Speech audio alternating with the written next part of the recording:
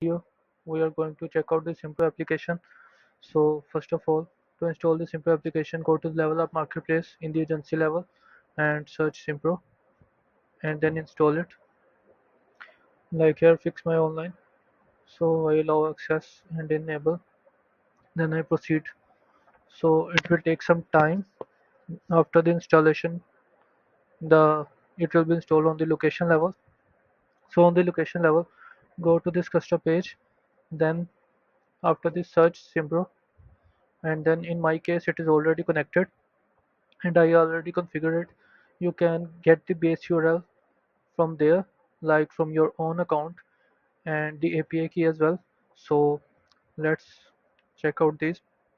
So here the most important thing is that pass the correct base URL. Don't put a slash after .com like I give this sample URL. Like don't put a slash after it. If you do like this, then you would not able to get the companies. But in my case I put the correct URL, that's why I got it. So here I select the companies and then I click on connect button, so I'm connected successfully in the automation, like on the workflow builder. So you can use its triggers and action as well. Thank you.